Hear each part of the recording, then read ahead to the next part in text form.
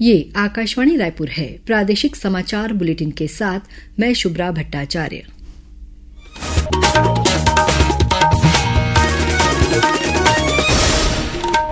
और अब पेश है आज के मुख्य समाचार। केंद्रीय मंत्रिमंडल ने रबी फसलों के न्यूनतम समर्थन मूल्य में बढ़ोतरी को दी मंजूरी। केंद्रीय कर्मियों का महंगाई भत्ता 3% बढ़ाया गया।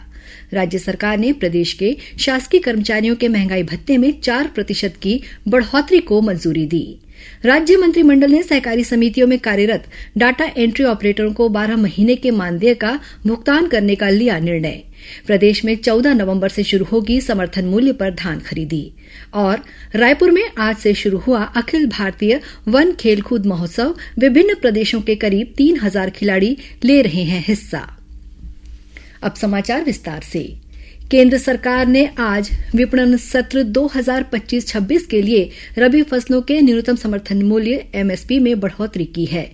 प्रधानमंत्री नरेंद्र मोदी की अध्यक्षता में नई दिल्ली में केंद्रीय मंत्रिमंडल की बैठक हुई। बैठक के बाद सूचना और प्रसारण मंत्री अश्विनी वैष्णव ने पत्रकारों को बैठक में लिए गए फैसलों की जानकारी दी।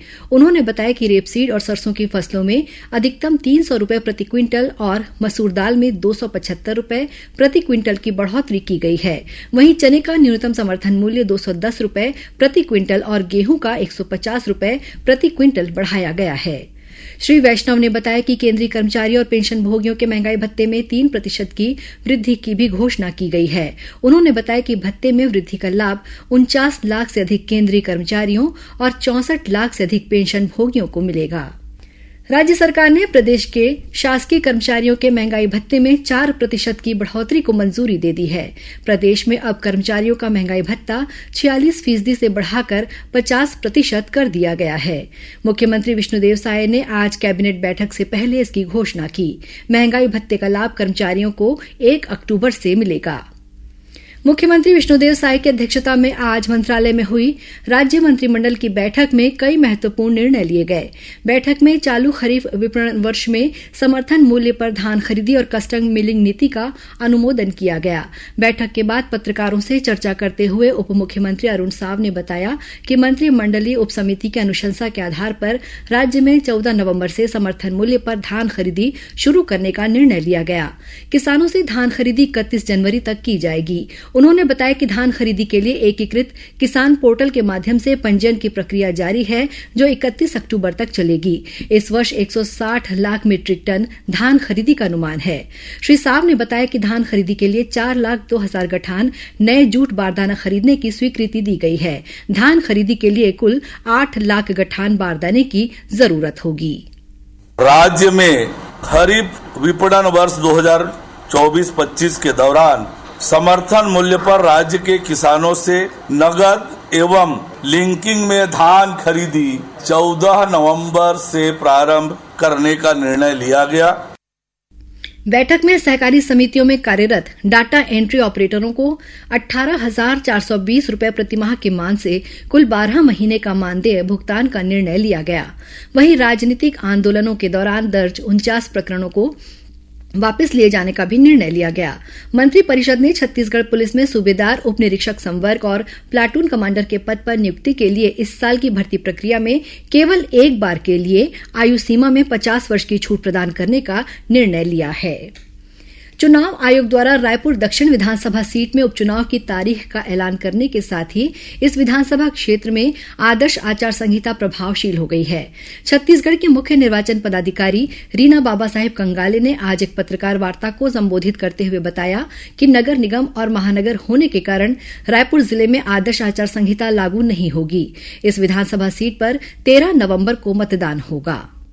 कल भारत निर्वाचन आयोग के द्वारा रायपुर नगर दक्षिण विधानसभा सीट के लिए उपचुनाव का कार्यक्रम की घोषणा कर दी गई है और इस उपचुनाव के कार्यक्रम की घोषणा के साथ ही जो है वहां पर आदर्श आचरण संहिता प्रभावशील हो गई है। विधानसभा क्षेत्र में कुल मतदाताओं की संख्या है 2,70,936। इसमें 1,33,713 पुरुष है और 1,37,171 महिला मतदाता है।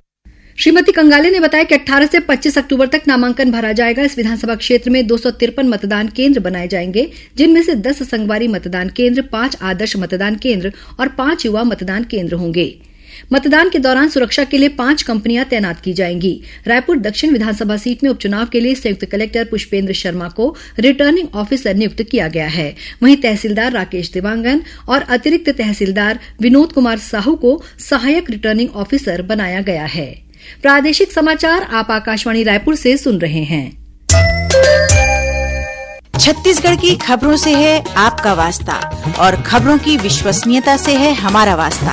आकाशवाणी समाचार रायपुर के प्रादेशिक समाचार बुलेटिन के साथ ही हमारे समसामयिक कार्यक्रम आप रेडियो के अलावा अपने मोबाइल पर भी सुन सकते हैं। आकाशवाणी समाचार फेसबुक, ट्विटर और यूट्यूब पर भी उपलब्ध है। हमारा Facebook page Chhattisgarh news on AIR, Twitter handle CGAIR news और हमारा यूट्यूब चैनल है छत्तीसगढ़ AIR न्यूज। तो अब रेडियो के साथ ही आपके मोबाइल के जरिए भी हम पहुंच रहे हैं आप तक। छत्तीसगढ़ की हर खबर के लिए सुनते रहिए आकाशवाणी समाचार। और अब आगे बढ़ते हैं बाकी के समाचारों की ओर। प्रधानमंत्री नरेंद्र मोदी ने आज भारतीय जनता पार्टी के राष्ट्रीय अध्यक्ष JP नड्डा की उपस्थिति में सक्रिय सदस्यता अभियान की शुरुआत की।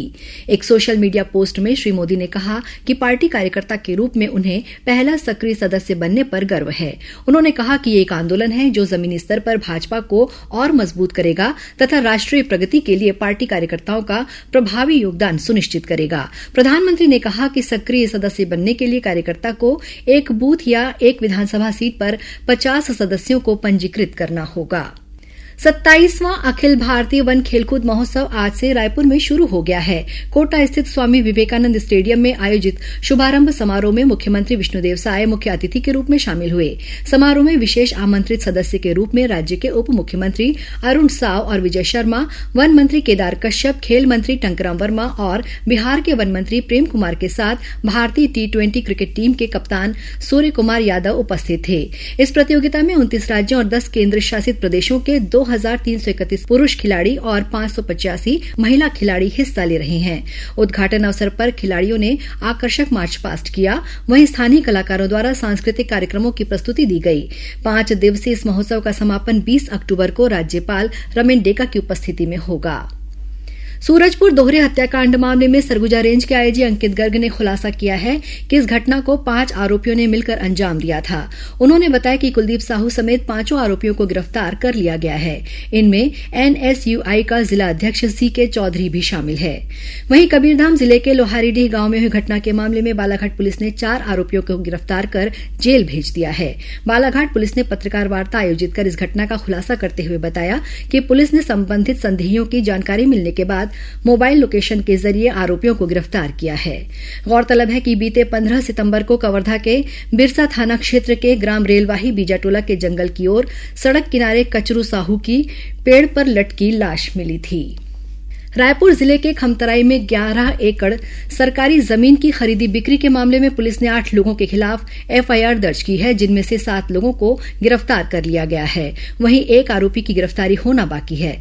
इस जमीन पर अतिक्रमण के खिलाफ नगर निगम ने बीते रविवार को कार्रवाई की थी। बलौदाबाजार जिले के पुराना खरवे गांव में मेडिकल कॉलेज में एडमिशन के नाम पर 40 लाख रुपए की धोखाधड़ी का मामला सामने आया है। आरोपियों ने पीड़ित से 10 लाख रुपए नगद और 30 लाख रुपए ऑनलाइन लिए। आरोपी पैसे लेकर पीड़ित को 1 साल से चकमा दे रहा था। इसके बाद पीड़ित ने इसकी शिकायत पुलिस से की। प्रार्थी की शिकायत पर कसडोल पुलिस ने मामला दर्ज कर 2 आरोपियों को गिरफ्तार कर लिया है। विश्व प्रसिद्ध बस्तर दशहरा अब अपने अंतिम दौर में पहुंच चुका है। इसके तहत आज कुटुंब जात्रा पूजा संपन्न हुई। इस विधान के तहत जगदलपुर के गंगा मुंडा पारा स्थित महात्मा गांधी स्कूल परिसर में बस्तर दशहरा में शामिल होने आए विभिन्न देवी देवताओं की विधि विधान पूर्वक पूजा अर्चना करने के बाद उन्हें ससम्मान विदाई दी गई। इस अवसर पर बस्तर सांसद और बस्तर दशहरा समिति के अध्यक्ष महेश कश्यप, मांझी, चालकी, परगनिहा और बड़ी संख्या में श्रद्धालु उपस्थित थे।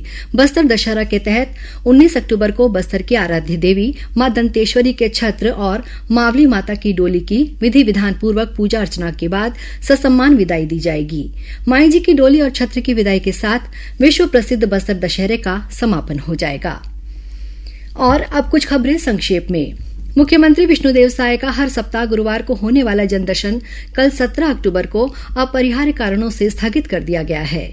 छत्तीसगढ़ व्यावसायिक परीक्षा मंडल ने 20 अक्टूबर को होने वाले सहायक सांख्यिकी अधिकारी और प्रयोगशाला सहायक की भर्ती परीक्षाओं को स्थगित कर दिया है। और बेमेतरा जिले के चेचानमेटा गांव में बीते 13 अक्टूबर को हुए विवाद के मामले में साजा विधायक ईश्वर साहू के बेटे कृष्णा साहू के खिलाफ एफआईआर दर्ज की गई है। अंत में मुख्य समाचार एक बार फिर। केंद्रीय मंत्रिमंडल ने रबी फसलों के न्यूनतम समर्थन मूल्य में बढ़ोतरी को दी मंजूरी।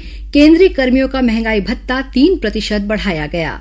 राज्य सरकार ने प्रदेश के शासकीय कर्मचारियों के महंगाई भत्ते में 4% की बढ़ोतरी को मंजूरी दी। राज्य मंत्रिमंडल ने सहकारी समितियों में कार्यरत डाटा एंट्री ऑपरेटरों को 12 महीने के मानदेय का भुगतान करने का लिया निर्णय।